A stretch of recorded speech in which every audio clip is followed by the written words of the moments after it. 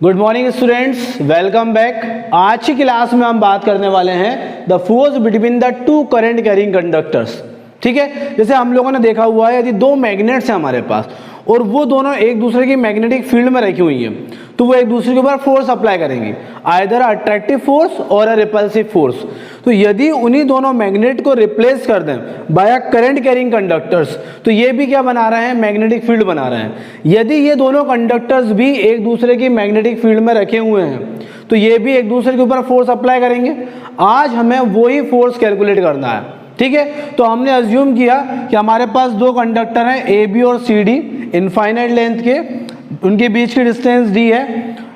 A B conductor में I1 current flow हो रहा है और सी डी कंडक्टर में I2 करंट फ्लो हो रहा है। तो हम पहले फाइंड करेंगे the force experienced by a conductor C D. इस कंडक्टर सी डी पर कितना फोर्स लगेगा। ठीक है, क्योंकि ए बी कंडक्टर में I1 करंट फ्लो हो रहा है और इस कंडक्टर के कारण जो मैग्नेटिक फील्ड बन रही है वो कैसे बनेगी, कॉन्सेंट्रिक सर्कल। तो इस कंडक्टर के कारण इस डी डिस्टेंस पर, मतलब इस कंडक्टर के पास मैग्नेटिक फील्ड कितनी होगी। So magnetic field due to a infinite का long conductor B equals to या B1 equals to mu not upon 4 pi 2I1 upon D, equation first. ठीक है, तो सबसे पहले हमने क्या किया, इस ए बी कंडक्टर के कारण इस पॉइंट पर, मतलब ये जो कंडक्टर रखा हुआ है वहां पर क्या फाइंड की, magnetic field mu not upon 4 pi 2I1। I1 मतलब current flowing through conductor A B. ठीक है, and D is a distance. अब इस मैग्नेटिक फील्ड की डायरेक्शन क्या होगी, तो डायरेक्शन फाइंड करने के लिए हमें क्या यूज करना है, राइट हैंड रूल। ठीक है, तो thumb in the direction of current, finger towards the conductor CD, then the direction of magnetic field is perpendicular inwards, मतलब किस तरफ होगी, अंदर की तरफ होगी। ठीक है, अब ये जो कंडक्टर है CD, ये जो कंडक्टर है CD, ये इस मैग्नेटिक फील्ड में रखा हुआ है जिसकी डायरेक्शन है परपेंडिकुलर टू द इनवर्ट्स। और हमें ये भी मालूम है when a conductor is placed, when a current carrying conductor is placed in a magnetic field it experience a force and the magnitude of force is F BIL sine of theta. कितना force लगेगा इसके ऊपर, BIL sine theta. ठीक है, मतलब ये किस conductor पे लग रहा है, हम मान लेते हैं force on a second conductor due to the first. Magnetic field किसने बनाई, फर्स्ट कंडक्टर की, and current in a second conductor of a second conductor, कि हमें सेकेंड कंडक्टर की कितनी लेंथ पर फोर्स कैलकुलेट करना है। जैसे अभी इस कंडक्टर की लेंथ कितनी है, इनफाइनाइट, इन्फिनिटी तक है, मगर हम इन्फिनिटी तक फोर्स कैलकुलेट नहीं करेंगे, हमें एक पर्टिकुलर लेंथ के कंडक्टर पर ही फोर्स कैलकुलेट करना है। तो L is the length of a conductor CD। Then put the value of B1 by equation first. So F21 equals to mu not upon 4 pi 2I1 D, I2 as it is L sin theta. What is angle? Angle theta is the angle between the magnetic field and conductor. तो magnetic field किस तरफ है, perpendicular inverts, अंदर की तरफ है, और उसमें कंडक्टर ऐसा रखा हुआ है तो दोनों के बीच का एंगल कितना होगा, 90 होगा, एंड साइन 90 इज 1। तो हमारे पास ये जो फोर्स आया वो कितना आया, the force on a conductor second due to the first mu not upon 4 pi 2I1 I2 upon D into L। ठीक है, यदि हम चाहें तो इस L को हम अपॉन में भी ले जा सकते हैं, तो ये हो जाएगा mu naught upon 4 pi 2I1 I2 upon D, और ये हमने क्या कैलकुलेट किया, फोर्स पर यूनिट लेंथ, फोर्स पर यूनिट लेंथ। ठीक है, समझ में आया सभी को, बहुत ही सिंपल डेरिवेशन है। अब एक बार हम इसका रिवर्स भी करके देखेंगे। अब हम निकालेंगे force on a first conductor due to the second conductor. ठीक है, तो इस सेकेंड कंडक्टर में यदि I2 करंट फ्लो हो रहा है तो इस कंडक्टर के कारण D डिस्टेंस पर मैग्नेटिक फील्ड कितनी होगी, magnetic field due to the second conductor is mu not upon 4 pi 2I2 upon D। ठीक है, कितनी होगी, mu not upon 4 pi 2I2 upon D। I2 क्यों लिया हमने, क्योंकि ये मैग्नेटिक फील्ड किसके कारण है, इस सेकेंड कंडक्टर के कारण है। अब इस मैग्नेटिक फील्ड की डायरेक्शन देख लेते हैं हम लोग। Thumb in the direction of current, finger towards the conductor AB, the direction of magnetic is perpendicular outwards, मतलब इस पर यहाँ पर मैग्नेटिक फील्ड की डायरेक्शन क्या होगी, बाहर की तरफ होगी। अब वापस से a current carrying conductor place in a magnetic field it experience a force, and कितना फोर्स होगा ये, F is equals to BIL sine of theta. ठीक है, किस पर फोर्स लग रहा है, ये फर्स्ट कंडक्टर पर due to the second conductor. Magnetic field किसने बनाई, सेकंड ने बनाई। करंट किस में फ्लो हो रहा है, I1। ठीक है, L is a part of a conductor AB where force can be experience. ठीक है, and theta is a angle between the magnetic field and current element, जो कि कितना होगा, अब मैग्नेटिक फील्ड है सर बाहर की तरफ और कंडक्टर उसके परपेंडिकुलर रखा हुआ, तो एंगल कितना हो गया 90, sine 90 is 1। So what is the value of force, force of 12, put the value of B2 mu not upon 4 pi 2I2 upon D I1 into L। अब इस फोर्स का मैग्नीट्यूड देखें और ये देखें, क्या दोनों ही सेम है, बिल्कुल सेम है। इसका मतलब ये क्या हुआ कि दोनों कंडक्टर पर सेम फोर्स लग रहा है। जितना फोर्स AB कंडक्टर पे ऊपर लग रहा है उतना ही फोर्स CD कंडक्टर के ऊपर भी लग रहा है। अब हम बात करेंगे कि ये फोर्स कब रिपल्सिव होगा और कब अट्रैक्टिव होगा। तो हम यहाँ पर देखें कि यदि दोनों कंडक्टर में अभी सेम डायरेक्शन में करंट फ्लो हो रही है तो कंडक्टर AB में किस डायरेक्शन पर फोर्स लगेगी, फोर्स हम कैसे फाइंड करेंगे, by Fleming left hand rule. ठीक है, so 4 finger in the direction of magnetic field किस तरफ है, in the direction of magnetic field बाहर की तरफ है। Middle finger in the direction of current, current किस तरफ है, ऊपर की तरफ है। यदि करंट इस तरीके से ऊपर की तरफ है तो फोर्स की डायरेक्शन किस तरफ होगी, ये इस डायरेक्शन में होगी। तो हम मान लेते हैं इस पर ये फोर्स लग रहा है, इस डायरेक्शन में force on 1 due to the second. उसी तरीके से इस कंडक्टर की बात करेंगे CD की कि इस पर किस डायरेक्शन में फोर्स लग रहा है। So again Fleming left hand rule, so 4 finger in the direction of magnetic field, current is upward direction, then force is in this direction 2 1। तो इसका मतलब क्या हुआ, ये दोनों force equal in magnitude and opposite in direction. Magnitude same है मगर direction opposite है। इसका मतलब हम इसे मान सकते हैं कि ये एक्शन रिएक्शन फोर्स है, न्यूटन थर्ड लॉ। तो ये फोर्स कैसे कहलाएंगे, action reaction force, equal in magnitude, opposite in direction and acting on a different bodies, अलग अलग बॉडीज में लग रहे हैं। ठीक, तो इसका मतलब ये हुआ if current flow in the same direction in both the conductor and the force acting between them is attractive. ठीक है, इसका अपोजिट भी करके देखते हैं एक बार। अभी हम क्या मान रहे हैं कि जो I2 की जो डायरेक्शन है हमने रिवर्स कर दी है। अब हमें देखना है फोर्स अट्रैक्टिव है और रिपल्सिव है। ठीक, तो पहले हम मैग्नेटिक फील्ड की बात करेंगे। तो इस I1 के कारण कंडक्टर CD में मैग्नेटिक फील्ड की डायरेक्शन किस तरफ होगी, अंदर की तरफ। तो यहाँ पर मैग्नेटिक फील्ड की डायरेक्शन हो गई है अंदर की तरफ। अब यहाँ पर देखें मैग्नेटिक फील्ड की डायरेक्शन क्या होगी, so thumb in the direction of current, finger towards the point AB। तो direction of magnetic field perpendicular inwards, मतलब अभी इस पर भी डायरेक्शन क्या हो गई है, अंदर की तरफ हो गई है, क्योंकि हमने करंट की डायरेक्शन चेंज कर दी है। ओके, अब हमें क्या फाइंड करना है, द डायरेक्शन ऑफ फोर्स। तो पहले हम इस AB कंडक्टर की बात करेंगे। तो यहाँ पर मैग्नेटिक फील्ड किस तरफ है, अंदर की तरफ है। So 4 finger in the direction of magnetic field, middle finger in the direction of current, then the direction of force in this direction, so F12। उसी तरीके से देखेंगे अब हम कंडक्टर CD पर किस डायरेक्शन में फोर्स लग रहा है। 4 finger in the direction of magnetic field, the middle finger in the direction of current and the direction of force on a second due to the first. ठीक है, तो इसका मतलब क्या हुआ कि अब ये फोर्स कैसे है, रिपल्सिव है। मतलब यदि दोनों कंडक्टर में सेम डायरेक्शन में करंट फ्लो हो रहा है तो इनके बीच में फोर्स अट्रैक्टिव होगा, और यदि अपोजिट डायरेक्शन में करंट फ्लो हो रहा है तो फोर्स रिपल्सिव होगा। क्या देखा, the force between a two conductor is mu not upon 4 pi 2I1 I2 upon D into L। ये लेंथ किसकी होगी, जिस कंडक्टर पर हम फोर्स अप्लाई कर रहे हैं उसकी लेंथ होगी।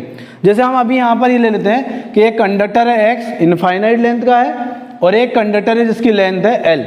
ठीक है, अब हम फोर्स निकालना चाहते हैं on a conductor Y due to the conductor X।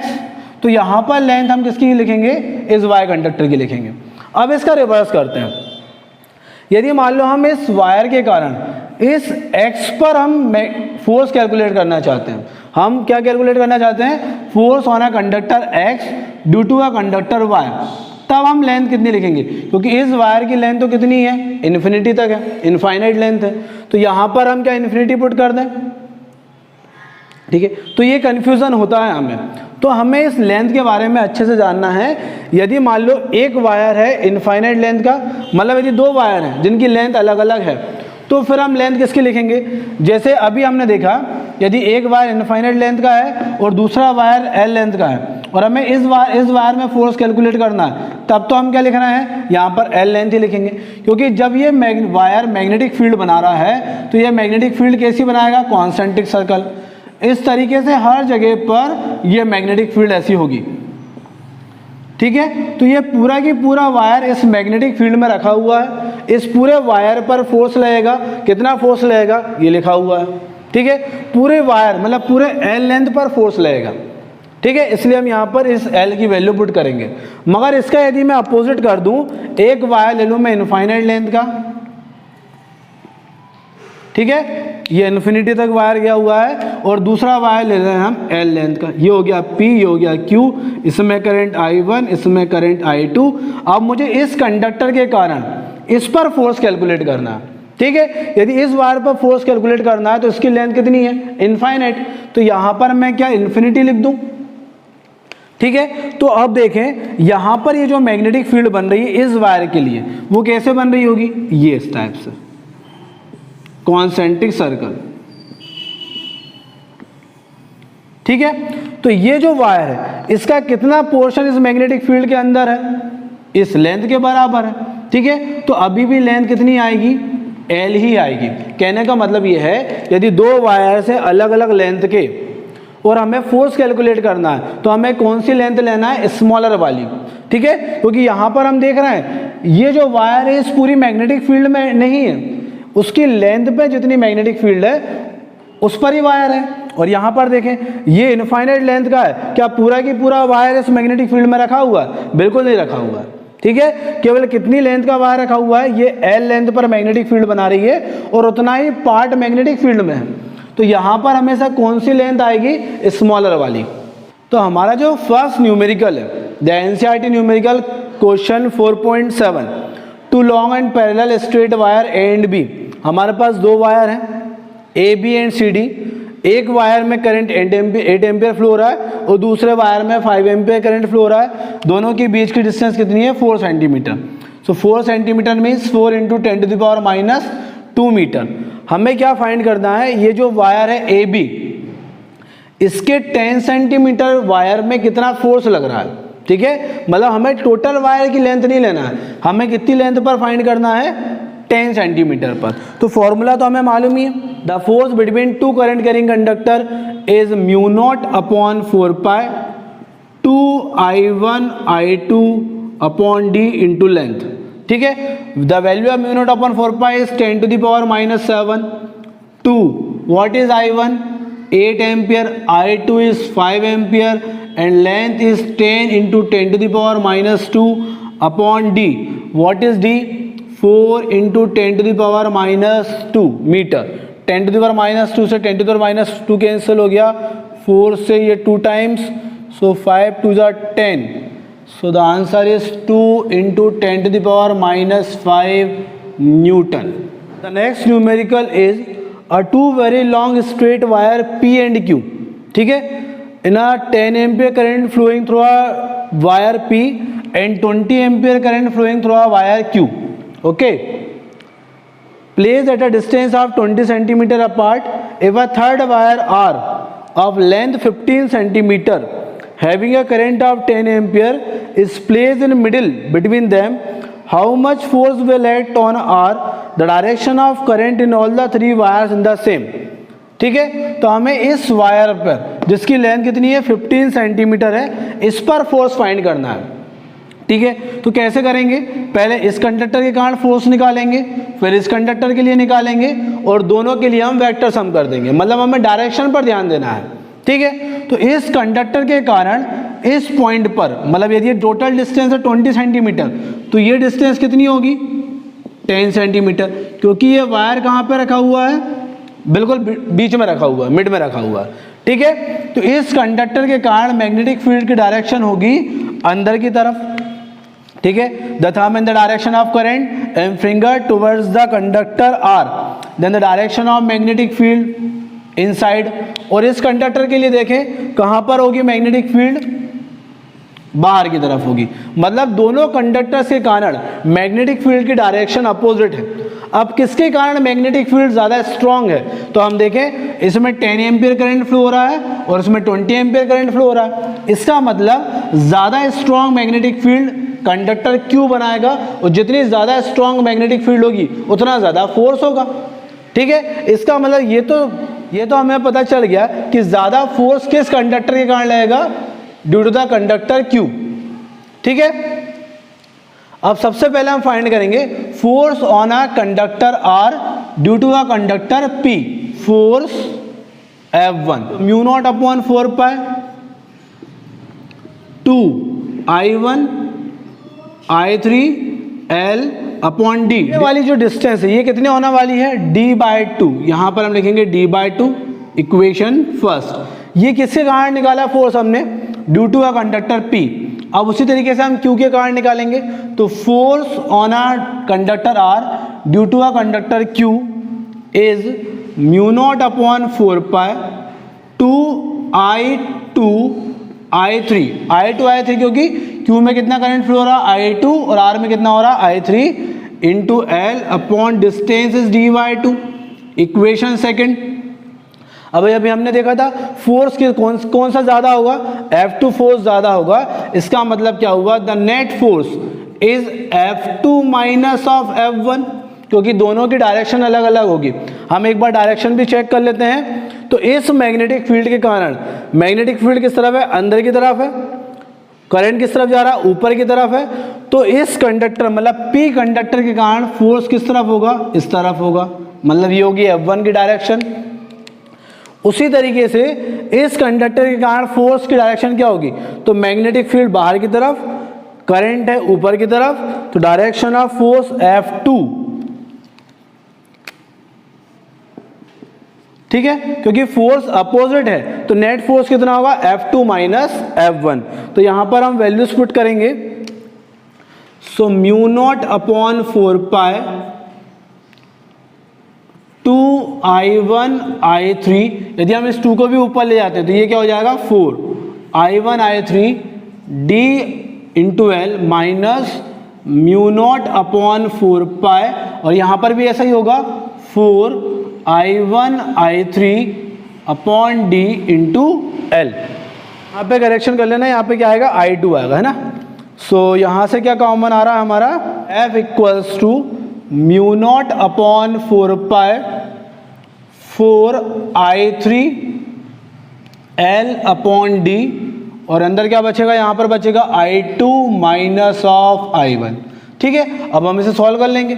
So mu not upon 4 pi is 10 to the power minus 7 4, the value of I3 is 10, the length is 15 centimetre, that means 15 into 10 to the power minus 2, and distance अभी हमने ये distance क्या मानी है 20 centimetre. So 20 into 10 to the power minus 2, and I2 is 20, I1 is 10, okay. इसको solve करेंगे।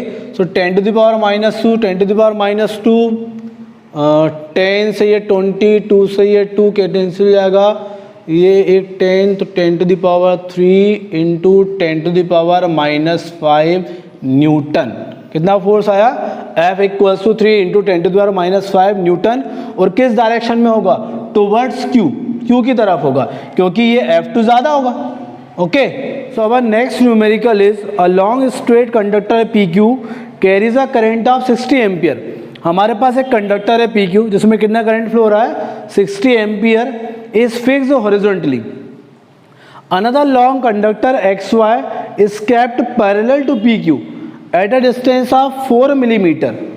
In here, conductor XY is free to move and carries a current I. इसमें कितना करंट फ्लो हो रहा है, I करंट फ्लो हो रहा है। Calculate the magnitude and direction of current I for which the magnetic repulsion just balance the weight of a conductor X Y, mass per unit length for conductor X Y is 10⁻⁻² kg/m। हमें क्या find करना है, the direction of current. इस conductor में जो current flow हो रहा है आई, हमें उसकी डायरेक्शन फाइंड करना है। इसका जो वेट होगा mg, ठीक है, मतलब इस कंडक्टर के कारण इस पर जो फोर्स लग रहा है वो इसके वेट को बैलेंस कर सके। तो यदि इसके वेट को बैलेंस करना है, इसका मतलब फोर्स किस तरफ लगना चाहिए, अपवर्ड साइड। ठीक है, अब यदि हमें फोर्स ऊपर की तरफ चाहिए, अपवर्ड डायरेक्शन में चाहिए है, तो इसके कारण पहले हम मैग्नेटिक फील्ड की डायरेक्शन फाइंड करेंगे। So thumb in the direction of current and finger towards the conductor X Y, the magnetic field is perpendicular outwards. तो यहाँ पर मैग्नेटिक फील्ड की डायरेक्शन क्या है, बाहर की तरफ है। ठीक है, यदि हमें फोर्स चाहिए ऊपर की तरफ और मैग्नेटिक फील्ड है बाहर की तरफ, ठीक है, मैग्नेटिक बाहर की तरफ, फोर्स कहाँ चाहिए, ऊपर की तरफ, तो करंट किस डायरेक्शन में फ्लो होना चाहिए, इस तरफ। मतलब इसका मतलब क्या हुआ कि the direction of current is just opposite to the direction of current in a conductor PQ। मतलब इस कंडक्टर में करंट की डायरेक्शन अपोजिट होना चाहिए, तभी फोर्स किस तरफ लगेगा, ऊपर की तरफ, और तभी वो इस वेट को बैलेंस कर पाएगा। अब हम देख लेते हैं इस कंडक्टर के कारण इस पॉइंट पर कितना फोर्स है। So F equals to μ0/4π 2I1 I2 upon D into length L। तो इस कंडक्टर के कारण, इस कंडक्टर PQ के कारण यहाँ पर मैग्नेटिक फील्ड होगी, और उस मैग्नेटिक फील्ड के कारण इस XY कंडक्टर पे कितना फोर्स लग रहा है, μ0/4π 2I1 I2 upon D into L। ठीक, ये फोर्स इस वेट को बैलेंस कर रहा है। So F equals to M into G। ठीक है, तो इस फोर्स ने इस वेट को बैलेंस कर रखा है। हमें क्या फाइंड करना है, द मैग्नीट्यूड ऑफ करंट। तो यदि हम इस फोर्स की बात करें तो ये फोर्स कितना है, μ0/4π 2I1 I2 upon D into L M into G। हमें क्या दिया हुआ है, मास ऑफ द कंडक्टर पर यूनिट लेंथ। तो हम इस L को यहाँ पर अपॉन में ले जाते हैं, मास पर यूनिट लेंथ। ठीक है, अब वैल्यूज पुट कर देते हैं। So μ0/4π is 10⁻⁻7 2, the value of I1 is 60 and I2 की हम मान लेते हैं I है जो हमें फाइंड करना है। The distance between them is 4 millimetre, और मिलीमीटर को कन्वर्ट करेंगे मीटर में, तो ये आएगा 4 × 10⁻³ मीटर। M/L मास पर यूनिट लेंथ कितनी दी हुई है, 10⁻⁻2 and the value of G is 9.8। Okay, तो यदि हम इसको सॉल्व करेंगे then I equals to 10⁻⁻2 9.8 upon, अच्छा ये मल्टीप्लाई में चला जाएगा, multiply with 4 × 10⁻³ and 60 × 2 120 multiply with 10⁻⁻7। ठीक है, तो यदि हम इसको सॉल्व करें तो ये आएगा 32.67 एम्पियर। इतना करंट फ्लो होगा इस कंडक्टर में, वो भी अपोजिट डायरेक्शन में, तब ये फोर्स इसके वेट को बैलेंस करेगा। अब नेक्स्ट क्वेश्चन है, rectangular loop of side 25 centimetre and 10 centimetre carrying a current of 15 ampere. हमारे पास एक लूप है जिसकी साइड 10 सेंटीमीटर 25 सेंटीमीटर और जिसमें कितना करंट फ्लो हो रहा है, 15 एम्पियर करंट फ्लो हो रहा है। इस place its longer side parallel to a long straight conductor. इस तरीके से रखा हुआ है कि इसकी जो लॉन्गर साइड है वो एक कंडक्टर के साथ पैरेलल में है with a distance of 2 centimetre, और ये डिस्टेंस कितनी है, 2 सेंटीमीटर है। ठीक है, 2 centimetre, carrying a current of 25 ampere. We have to find the net force on the loop. हमें इस लूप पर नेट फोर्स फाइंड करना। ठीक है, अच्छा इससे पहले एक और चीज मैं बताऊं, यदि मान लो हमारे पास एक यूनिफॉर्म मैग्नेटिक फील्ड है, इस तरीके से कोई मैग्नेटिक फील्ड है ये, या मैग्नेटिक फील्ड बना देता हूं मैं अंदर की तरफ, यहां पर कोई मैग्नेटिक फील्ड है और यूनिफॉर्म मैग्नेटिक फील्ड, ठीक है, और उसके अंदर ये लूप रखा हुआ है, इस तरीके से कोई लूप रखा हुआ है PQRS, ये यूनिफॉर्म मैग्नेटिक फील्ड है जिसमें भी करंट फ्लो हो रहा है, BIL, I करंट फ्लो हो रहा है। तो अब इस पर कितना फोर्स होगा, इस पर नेट फोर्स देखें, ठीक है। तो हमें हर एक कंडक्टर पर अलग अलग देखेंगे। मैग्नेटिक फील्ड किस तरफ है, अंदर की तरफ है, तो पहले हम इस PQ के अंदर, PQ पर फोर्स देखते हैं, ठीक है। तो मैग्नेटिक फील्ड अंदर की तरफ, करंट ऊपर की तरफ, the direction of force is left hand side, तो यहाँ पर फोर्स की डायरेक्शन होगी और ये फोर्स कितना होगा, BIL sin थीटा, और थीटा यहाँ पे क्या होगा 90, क्योंकि मैग्नेटिक फील्ड अंदर की तरफ, मैग्नेटिक फील्ड अंदर की तरफ और कंडक्टर उसके परपेंडिकुलर रखा हुआ है, तो यहाँ पर एंगल हो जाएगा 90, तो फोर्स कितना है BIL, यदि हम इसकी लेंथ L मान लें तो।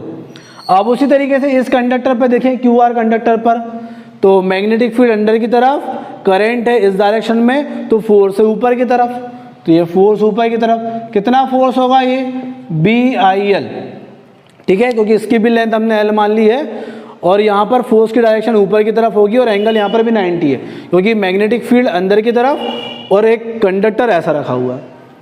RS की बात करें तो RS की बात करेंगे, मैग्नेटिक फील्ड अंदर, करंट नीचे की तरफ, फोर्स इस तरफ होगा राइट हैंड साइड पर, और ये फोर्स भी कितना होगा BIL, उसी तरीके से ये फोर्स भी कितना होगा BIL। तो नेट फोर्स कितना हो गया, नेट फोर्स होगा 0, क्योंकि इक्वल एंड अपोजिट, जितना फोर्स ऊपर की तरफ उतना ही फोर्स नीचे की तरफ, जितना राइट हैंड साइड पर उतना ही लेफ्ट हैंड साइड पर, तो नेट फोर्स कितना हो गया 0, क्योंकि ये जो लूप है अभी एक यूनिफॉर्म मैग्नेटिक फील्ड में रखा हुआ था, ठीक है। अब यदि हम इसी की बात करें तो क्या ये भी यूनिफॉर्म मैग्नेटिक फील्ड में रखा हुआ है, बिल्कुल नहीं, ठीक है, क्योंकि इस कंडक्टर के कारण यहां पर मैग्नेटिक फील्ड कितनी होगी, B = μ0/4π 2I/d, ठीक है। तो यदि यहाँ पर देखेंगे हम, डिस्टेंस के साथ साथ मैग्नेटिक फील्ड क्या होगी, चेंज होती जाएगी, मतलब ये यूनिफॉर्म मैग्नेटिक फील्ड में नहीं रखा हुआ है, ये नॉन यूनिफॉर्म मैग्नेटिक फील्ड में रखा हुआ है, ठीक है। और डिस्टेंस के साथ मैग्नेटिक फील्ड क्या होगी, कम होगी, इसका मतलब ये जो PQ कंडक्टर है यहाँ पर मैग्नेटिक फील्ड ज़्यादा होगी और इस RS पर मैग्नेटिक फील्ड कम होगी। यदि यहाँ पर मैग्नेटिक फील्ड ज़्यादा होगी तो फोर्स ज़्यादा होगा और यहाँ पर फोर्स कम होगा, इसका मतलब इस कंडक्टर PQ पर ज़्यादा फोर्स लगेगा और RS पर कम फोर्स लगेगा, तो जो नेट फोर्स होगा उसकी डायरेक्शन किस तरफ होगी, टुवर्ड्स दिस कंडक्टर AB, इस कंडक्टर AB की तरफ होगी। तो यदि कई बार हमें ऑब्जेक्टिव में क्वेश्चन पूछा जाता है कि rectangular loop carrying a current I situated near a long straight wire such that the wire is parallel to one of the side of the loop and is in a plane of the loop, ठीक है। If steady current I established in a wire, then loop will rotate about an axis parallel to the wire, move away from the wire or move towards the wire or remains stationary, क्योंकि इस conductor पर ज़्यादा force है, इस पर कम force है, तो net force इस डायरेक्शन में होगा, इसका मतलब ये लूप मूव करेगा towards the conductor AB, okay. अब हमें ये नेट फोर्स कैलकुलेट करना है, तो हम पहले एक एक कंडक्टर पर फोर्स कैलकुलेट करेंगे। पहले हम इस PQ कंडक्टर की बात करते हैं, तो इस PQ कंडक्टर के ऊपर कितना फोर्स लगेगा, so force on a PQ conductor is μ0/4π, क्या फॉर्मूला है, 2I1I2d × L, ठीक है। तो force on a PQ conductor is 10⁻⁻7 2, what is I1 हम मान लेंगे 25, व्हाट इज I2, इसमें कितना करंट फ्लो हो रहा है 15, लेंथ कितनी है इसकी लेंथ है 25 centimetre, so 25 × 10⁻⁻2 upon d, distance between this two conductor is 2 centimetre, that means 2 × 10⁻⁻2 metre, तो 9.375 × 10⁻⁻4 न्यूटन, ये आया हमारा F1 फोर्स, मतलब force on a conductor PQ। अब इन कंडक्टर्स की बात करें QR और PS की, देखो अब यहाँ पर यदि हम एक स्मॉल करंट एलिमेंट लें और उस करंट एलिमेंट में यदि हम फोर्स कैलकुलेट करें तो वो इस तरीके से ऊपर की तरफ होगा। अब जितनी डिस्टेंस पर ये कंडक्टर है उतनी डिस्टेंस पर एक स्मॉल कंडक्टर यहाँ भी होगा और इस पर फोर्स होगा अपोजिट डायरेक्शन में, मतलब इन दोनों का नेट फोर्स कितना हो जाएगा 0।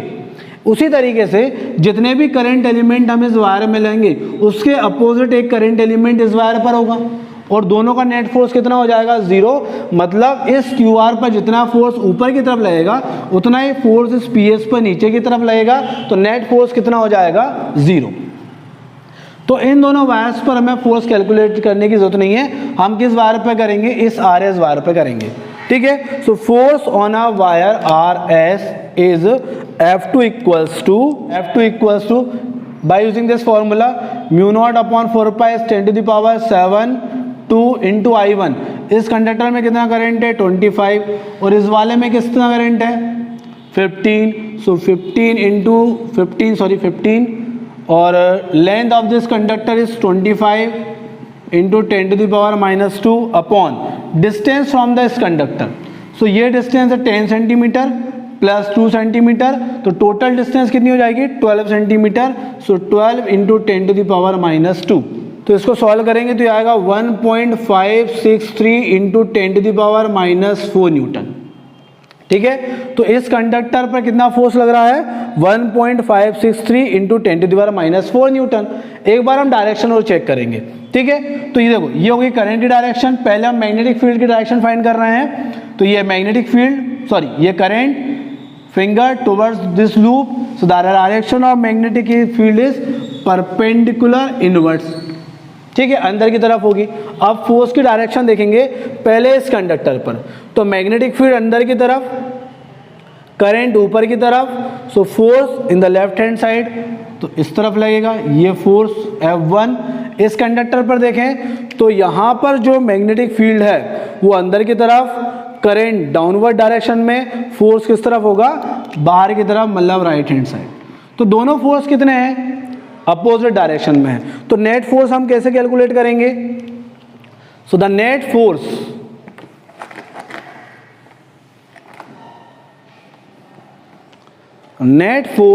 F equals to F1 minus F2, क्योंकि यहां पर मैग्नेटिक फील्ड ज्यादा स्ट्रांग होगी तो यहां पर फोर्स भी ज्यादा होगा, इसका मतलब F1 is greater than F2, that means F1 minus F2।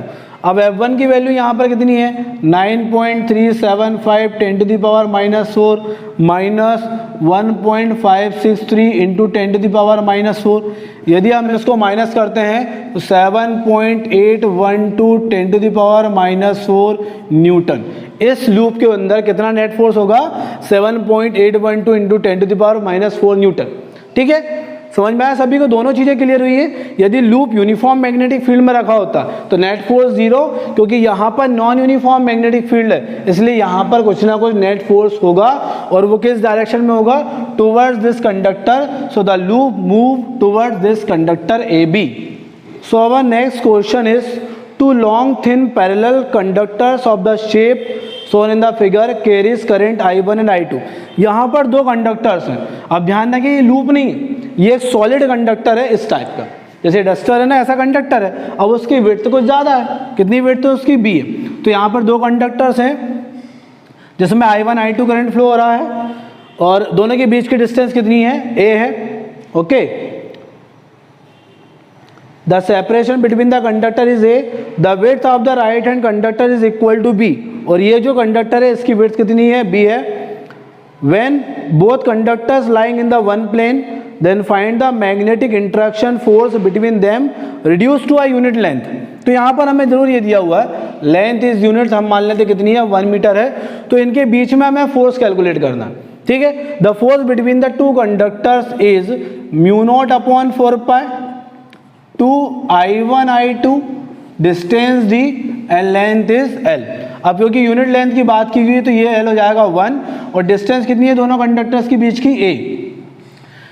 इस C कंडक्टर में कितना करंट फ्लो हो रहा है I1 और इस कंडक्टर में कितना करंट फ्लो हो रहा है I2। मगर यहाँ पर एक प्रॉब्लम ये है कि ये I2 पूरे कंडक्टर में से फ्लो हो रहा है, ठीक है। तो प्रॉब्लम क्या है, एक ही कंडक्टर होता हमारे पास जिसकी जो थिकनेस है बहुत कम होती, तो हम ये मान लेते हैं कि ये करंट I2 है, ये A डिस्टेंस पर है, मगर यहाँ पर ये जो करंट है ये पूरे वायर से डिस्ट्रीब्यूट हो रहा होगा, मतलब यहाँ से भी करंट फ्लो हो रहा है, यहाँ से भी हो रहा है, यहाँ से भी हो रहा है, हर एक पार्ट से करंट फ्लो हो रहा है, तो उनकी डिस्टेंस अलग अलग होगी, ठीक है। समझ में आ रहा है सभी को। यदि एक वायर होता हमारे पास केवल ऐसा तो हम ये डिस्टेंस मान लेते A, मगर ये वायर ऐसा नहीं है, इसकी कोई थिकनेस है, तो ये डिस्टेंस A नहीं मानी जा सकती अभी। तो हम कैसे फाइंड करेंगे the force between this two conductors. तो हम यहाँ पे क्या करेंगे, इस वायर को कई सारे पार्ट्स में डिवाइड कर देंगे, कई सारे मतलब स्मॉल पार्ट्स में डिवाइड कर देंगे। हम एक स्मॉल पार्ट मान लेते हैं अभी, ये हो गया dx, ठीक है, जिसकी लेंथ हम मान लेते हैं dx। इससे डिस्टेंस कितनी मान ली हमने, x डिस्टेंस पर एक पार्ट ले लिया dx, ठीक है। अब इसमें से कितना करंट फ्लो हो रहा होगा इस पार्ट में से, तो टोटल b पार्ट में से कितना करंट फ्लो हो रहा है, I2, मीन्स पूरे b पार्ट में से I2 करंट फ्लो हो रहा है। टोटल थिकनेस b में से I2 करंट फ्लो हो रहा है, तो इतनी थिकनेस में से कितना करंट फ्लो होगा, सो dx into I2 upon b। समझ में आया सभी को ये कैसे किया, यदि b थिकनेस में से I2 करंट फ्लो हो रहा है तो ds में से कितना, इस पार्ट में से कितना करंट फ्लो होगा, dx I2b। तो अभी हम इन दोनों के बीच में फोर्स कैलकुलेट कर लेते हैं, ठीक है। Force on this small conductor, ठीक है, कितना फोर्स होगा ये, a very small force, mu naught upon 4 pi 2 I1। अब I2 कितना है, ये होगा I2, सो dx I2 अपॉन b, ठीक है। अब ये लेंथ तो हमने कितनी मान ली, 1 मीटर है, और ये डिस्टेंस कितनी है, distance between this two conductor is x, तो ये आ गया x भी, ठीक है। इसको थोड़ा सा अरेंज करके लिख देते हैं हम, so df equals to mu not upon 4 pi 2 I1 I2 b dx upon x, equation first. सभी को समझ में आया हमने क्या किया।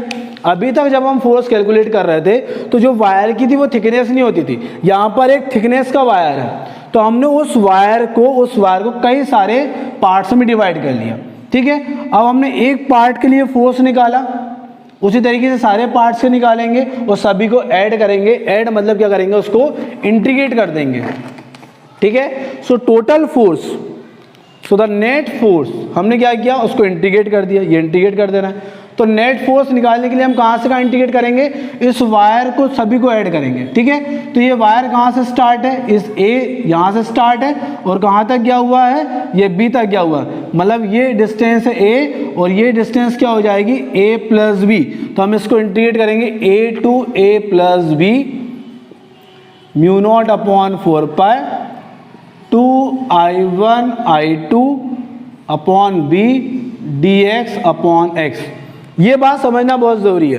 क्या कर रहे हैं हम, इस वायर को कई सारे पार्ट्स में डिवाइड किया, एक वायर पे फोर्स कैलकुलेट किया और हम सभी वायर्स के लिए उसको ऐड कर रहे हैं। ऐड कहाँ से कहाँ तक करना है, इस पॉइंट से लेकर इस पॉइंट तक। तो ये पॉइंट कितनी डिस्टेंस पर है, a डिस्टेंस पर है यहाँ से यहाँ तक, और ये वाला पॉइंट कितनी डिस्टेंस पर है, a प्लस b, क्योंकि इसकी थिकनेस भी है। तो हमने a से लेकर a प्लस b पर उसको ऐड कर दिया, ठीक है। अब बस इसे हम सॉल्व कर लेंगे। तो जो भी कांस्टेंट है उसे बाहर लिखो, सो mu not upon 4 pi 2 I1 I2 upon b, ठीक है, a प्लस b, अंदर क्या बचा, dx अपॉन x। अब इंटीग्रेशन क्या होगा इसका, so mu not upon 4 pi 2 I1 I2 upon b, और इसका इंटीग्रेशन होगा log of x a plus b। अब हम यहाँ पे लिमिट पुट करेंगे, so mu not upon 4 pi upon b, और लिमिट क्या है, first put upper limit a plus b, then put lower limit log a, ठीक है। इसके बाद हम एक स्टेप और बढ़ा सकते हैं यहाँ पर। तो ये जो नेट फोर्स होगा ये कितना हो जाएगा, the net force mu naught upon 4 pi 2 I1 I2 b, और ये क्या हो जाएगा, log m minus log n, that means log a plus b upon a।